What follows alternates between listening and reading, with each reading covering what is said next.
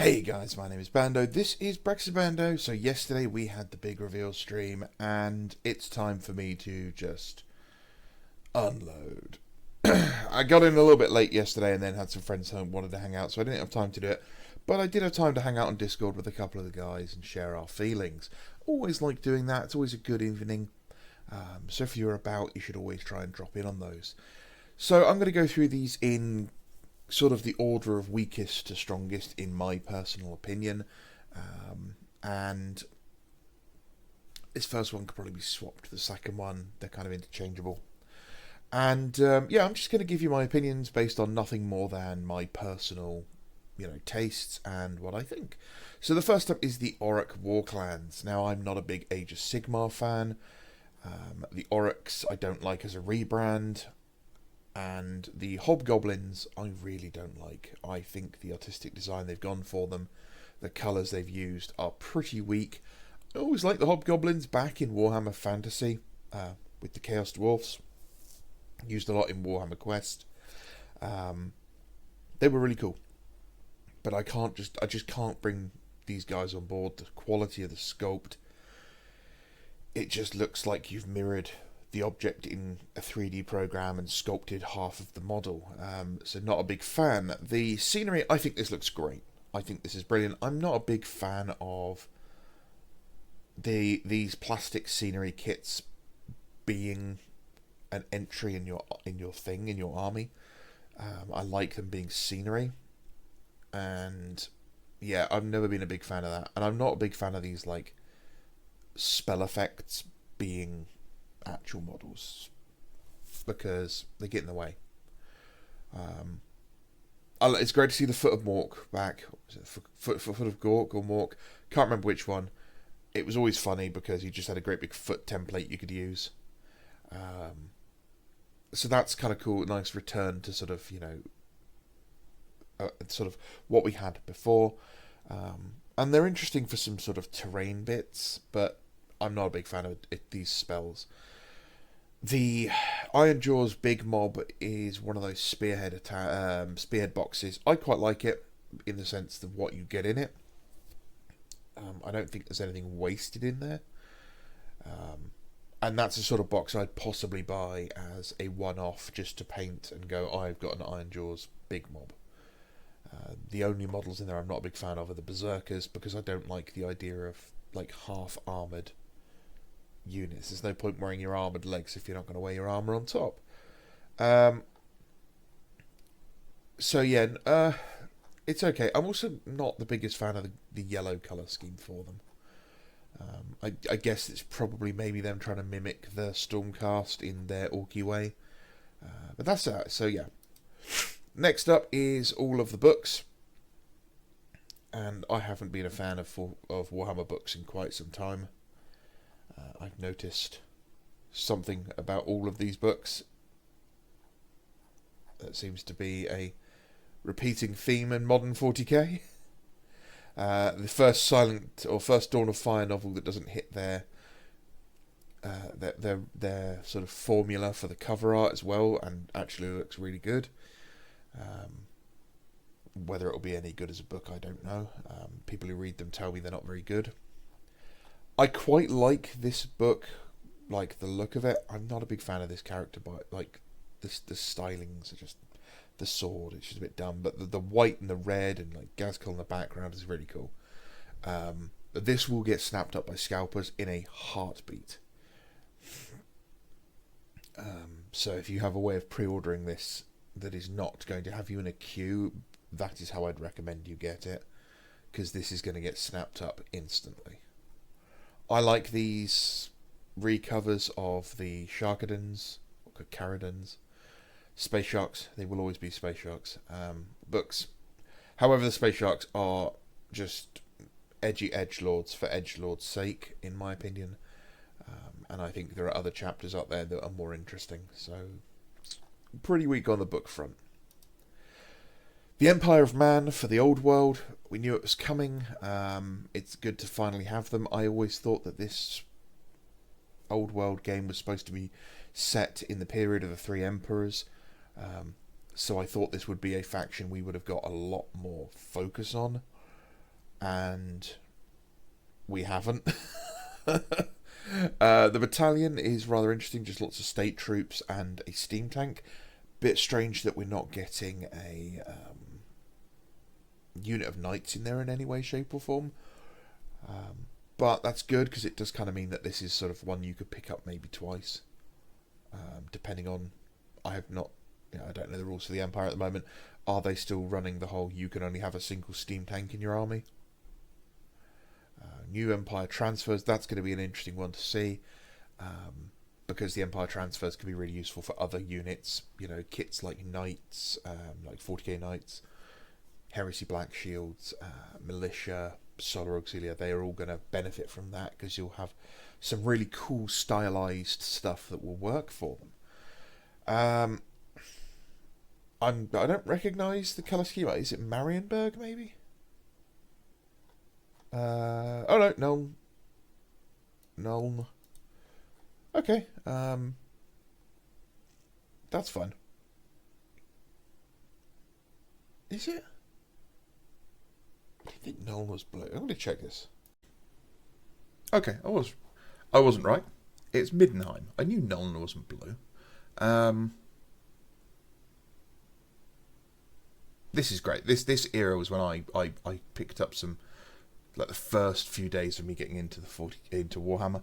I was given some really old White Dwarfs that had all this artwork in it, and I loved this. Reichland was always a favourite of mine, because it was the Reichsguard, and it was the guards of the Emperor. Middenheim. I would probably look at doing something like Stirland if I was to do an Empire army nowadays, because they get the moot, and means I can have halflings, lots of halflings. But Nuln is always another one, because the idea of just batteries of cannons is really cool. Averland with the hunters as well, plus black and yellow, really striking. This is a whole different video on its own, and I might go into this later. It depends if I pick up that army box. So, back into this. What else have we got in here? Re-release of a load of models that we used to have access to. Looking at this, we are going to be getting some big-sized boxes for these guys, which is fantastic. The Flagellants coming back is great for militia players and any sort of traitor players, because Flagellants are great at doing wacky cultist models. Give them auto pistols and swords or las guns, whatever. And, you buy this box and you can just get a single Space Marine and have a... I can't remember the name of the unit. Come on, Bando. I am losing my mind. I really am getting so forgetful. Overseer. You get a single model Overseer, give them a mob of like 30 to 60 militia guys, and you've got a really interesting HQ there for like Word Bearers, Death Guard, Night Lords, even, World Eaters.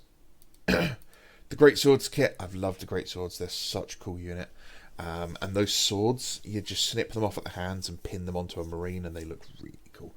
I did actually have the Flamberg one here, on an Emperor's Children character, and then I went with a 3D printed army, and he's too small, so I'm going to have to find a way to save him. The Huntsmen, they're always a good kit. State Troops, look at the size of this. This is was it 1, 2, 3, 4, 5, 6, 8, 32, 32 models. If you play Mordheim, buy one box and you're set. The Bombards, I'm going to be getting these for my militia. I'm doing a Napoleonic style militia army, so I will be getting some of these to use as their artillery options, because it will fit the style. I won't use the crew because they'll be the wrong scale because of the models I'm using, but I'll definitely use the mortars, the rockets, and the volley gun. Fantastic. Then we have big blocks of knights. I love knights. I can't remember what options come in this kit. Last time I bought knights, they were metal, so you had to buy the actual regiment you wanted. So I'm hoping we still can make like knights, the wolf knights. I love the Knights Panther. The Knights Panther are one of my favourite. But being the contrarian that I am, because they're now the poster childs, I don't want to do them. So maybe the Knights of Moor would be a really cool one to do. Get some like scythes in there, or the Wolf Guard. Love Pistoliers. Always loved the idea of Pistoliers. Didn't ever like these ones, whatever they were called. I always thought they looked a bit dumb. I liked the idea that Pistoliers were young, aggressive, arrogant, like bucks that were sent into combat fast, quick, lots of pistols because, you know, you're trying to wear the sort of like blood and fire out of them a bit so they can grow up and become knights. The older guys with bigger guns I never liked the look of. Can't stand demigryphs. Always liked my empire to be a bit more grounded, a little less fantasy. Keep the fantasy to the characters. I always liked the idea that it was humanity versus the weird and wonderful. That's always been my fantasy kind of jam, is normal people versus the horrifically different fantasy, wild and out there. You know, so okay with this being a war wagon and everything, you know, with the lectern and all that. Don't need a giant celestial array of a wizard. That's a bit too much. Steam tanks, always been pretty cool. Not something I've ever been really interested in. What I'd like to see is a return of things like the land ship, where they had a literal giant ship covered in guys who could fight out of it. Some of the most detailed and fantastic Forge World models have ever been made were these guys, and it's great to see them back. Hopefully they stick around and they're not a limited release.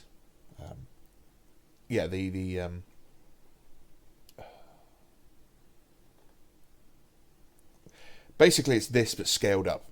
It's this but a giant boat. This was, I can't remember the name of it.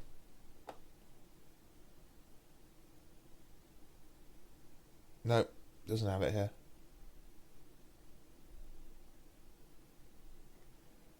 War Wagon. Okay, they just called the War Wagon. Yeah, I always like silly things like that. Horses have been updated. Yep, good.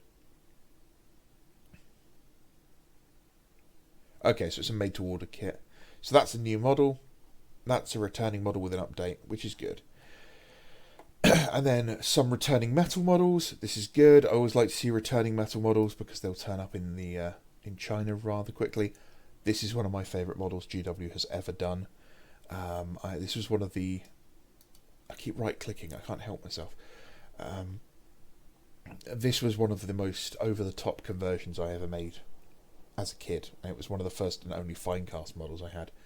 And I turned him into a white king for my vampire Count's army, but carrying a standard. So I took his hand off and gave him an axe. And he had a standard giant banner, because back in the day, Warhammer Fantasy, giant banners were the thing. The bigger your banner was on the model, the cooler it was, and this one was massive, completely hand painted, you know, freehand, giant roaring skull, all painted in like glossy black and purple. I wish I still had that model, but a lot of stuff like that got binned. Wolf Priests of Ulfric, good to see them back. Engineers, so Knights Panther, Knights of the White Wolf, and Knights of the Sun. Knights of the White Wolf on foot. See, this is why I'm a Space Wolf player now, so I've obviously got to be interested in these guys. And an ogre with a gun.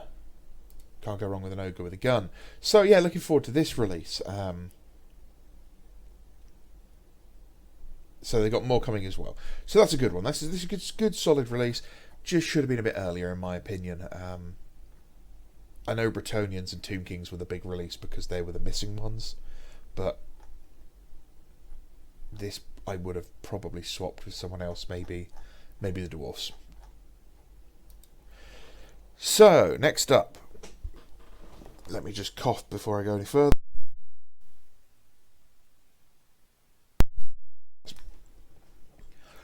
Right, this was a bit controversial because a lot of the guys in the Discord hated this. I quite like it. Now, again, not a big fan of Age of Sigmar, but I really like these. The sculpting and painting style of this is very reminiscent of Rackham, who was a French company who did. They did loads of like werewolf models. They had very fine models. They were very thin metal models, and I think the game was called Confrontation, but it was all like elves, giant wolf men, like weird clone monster experiments. But the stylings here are very similar, and I really like this. This is a great model.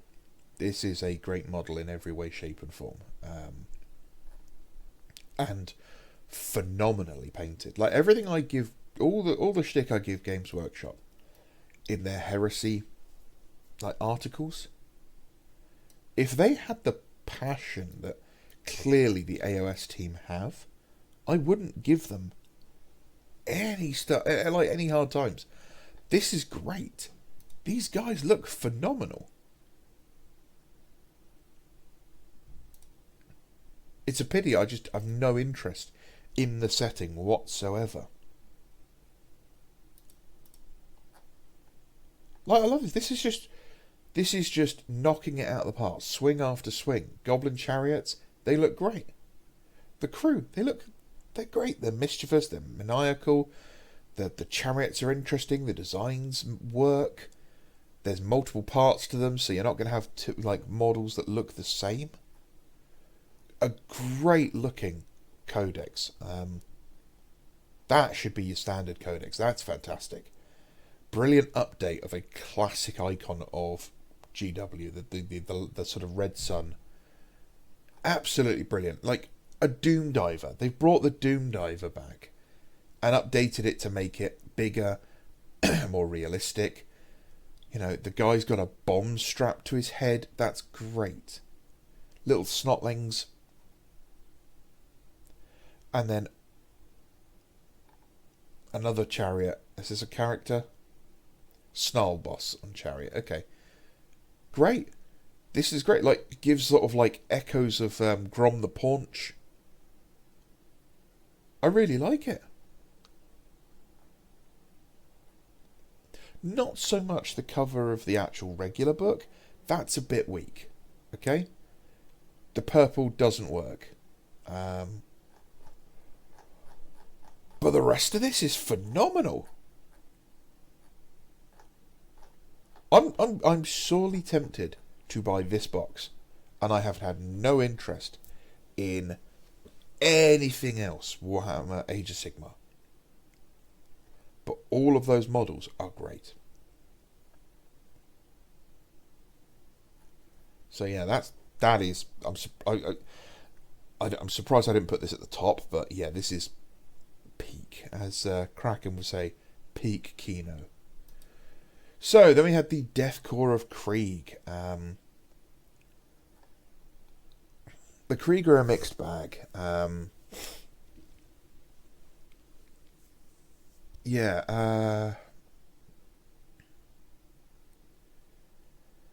of the issues I have with the modern Imperial Guard, Astra Militarum, is their mounted units appear huge.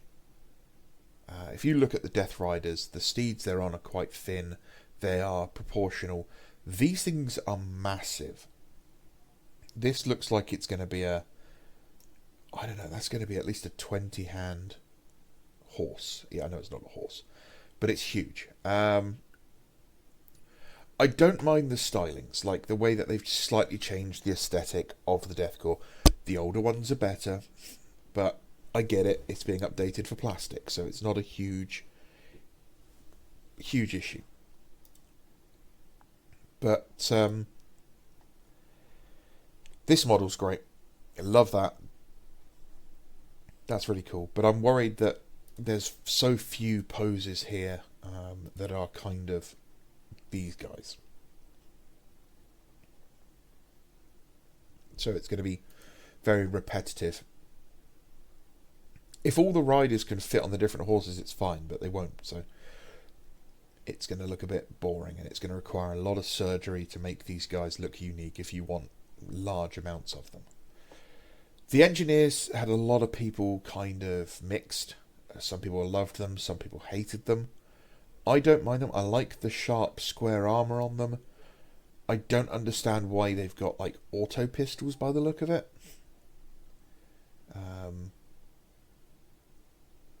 Some people really didn't like the designs of the shotguns. And I'm not a big fan of this little mine. Krieg already had access to a remote mine, and it was the Cyclops, and it had a really interesting design, and it fit the aesthetic of the Imperium. It was a scaled down, quite dramatically Lehman Russ chassis, effectively, packed full of explosives. This just looks a bit too advanced, in my opinion. The artillery looks fantastic. Yeah, really, really fantastic artillery pieces. The sandbags look like someone has been told what a sandbag is, but has never actually seen one in real life. They're too neat. They're far too neat. This kind of like spicular rocket thing looks really cool. And the return of the Thud gun's pretty cool. Interesting. I mean, the Codex art is one of the best pieces of art that the Krieg have ever had. But I don't know. I don't know if it fits. The command squad's kind of cool, apart from the medic they have. I don't like him. He should have a helmet on. They should all have helmets. The Krieg should not look different. They should all look the same. You know, they don't waste resources on making people look interesting and different. And the heavy weapons teams are a bit weird because they're no longer gunner and loader. They're 3 gunners and a single spotter, which is very weird.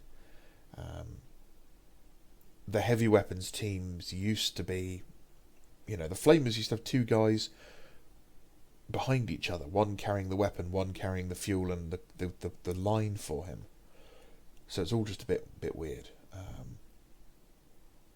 Why would he carry the fuel on his back when he has a perfectly good carriage here? You know, the power packs are here for the las gun, the ammunition's here for the autocannons, or heavy stubbers. And a good Codex cover, I suppose.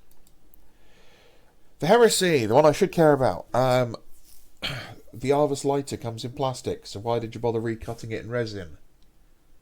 That just seems like a waste of money. We've got this weird new up top thing here that some people thought was a cannon. And then it's got a new rear gunner, new crew. It's good. I'm not surprised it's the first flyer they bring to plastic for the Heresy. This model should be 25 quid tops for what it's worth in game.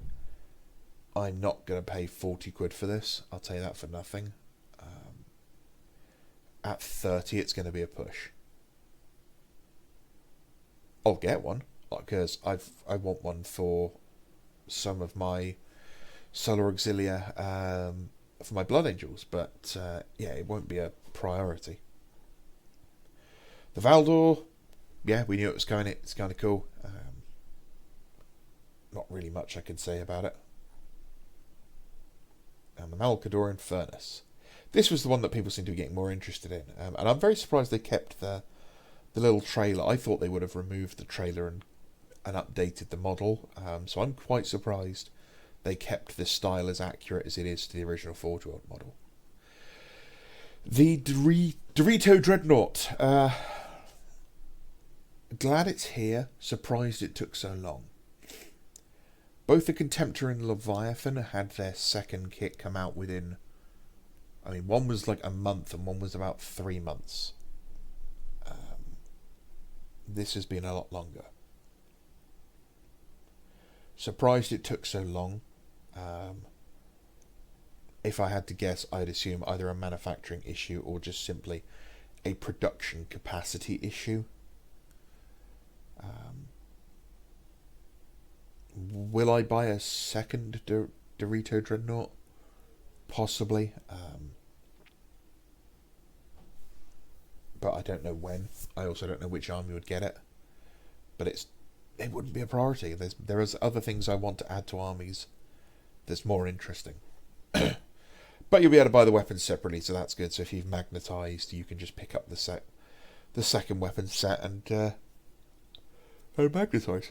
Oh, yawny boy. And then lastly, the Eldari, which was the strongest release by far, with updates to most of the aspect warriors. Asuraman, I think, is one of the best and did not get the coverage he should have got. Yeah, I think he was more of an afterthought in the stream, but I think he's easily one of the strongest.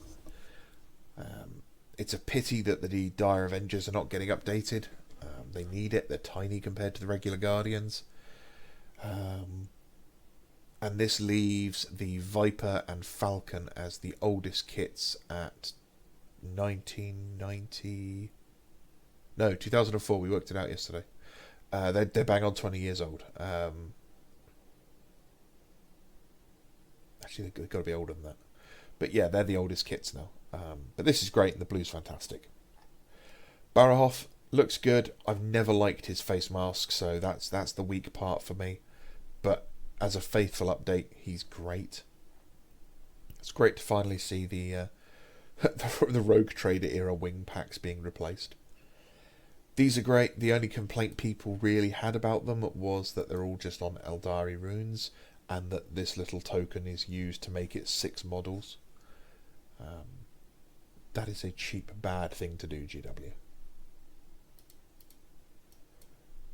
But one guy was like, wait, Barahoth? As in Barahoth Blue? Like, yes, that's where it comes from. Yeah, so the new Warp Spiders Exarch, Phoenix Lord. What are their names? Lycus? Okay, Lycus. Cool. Always loved the Warp Spiders.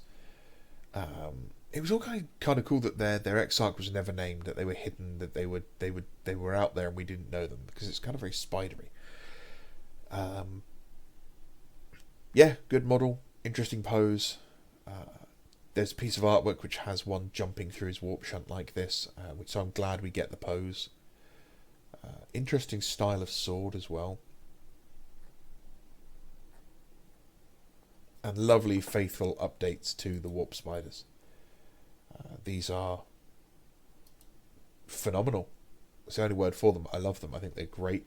It's very weird to see them with open helmets, though. The idea being that they literally run through hell. Why would you want an open helmet in any way, shape, or form?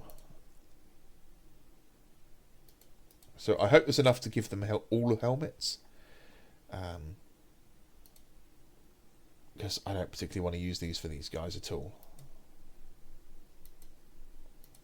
But they're great. I love them. I think they're fantastic.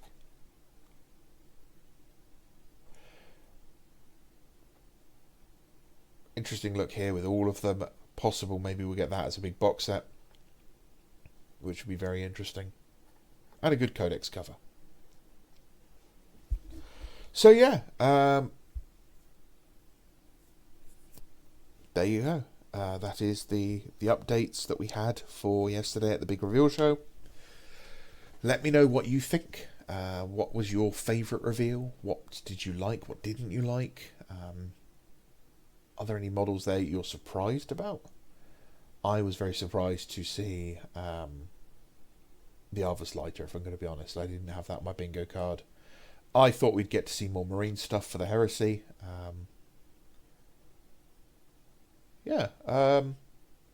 They did say that Heresy is getting heavier, so heavy support, like super heavies, is definitely coming. Now, are we going to see something new in the next few Heresy Thursdays? I don't know. Or are we just going to have the same things from this article just rehashed for the next 5 weeks? With LI sprinkled between. Anyway, my name is Bando. I'm going to go get a drink because I am stuffed up. Thank you for watching. If you have any problems, if you have any questions, please let me know. And always, if you want to support the channel, you can pick up models from Element Games using my code JAM737, which will give you double reward points, and it'll help give me some as well. If not, there's super thanks options down there if you want to use it, no pressure. And if you guys wouldn't mind liking, commenting and subscribing, that helps the channel grow and gives me an excuse to make more videos. Thank you very much, guys. Have a great day. Enjoy the rest of your weekend. Bye bye.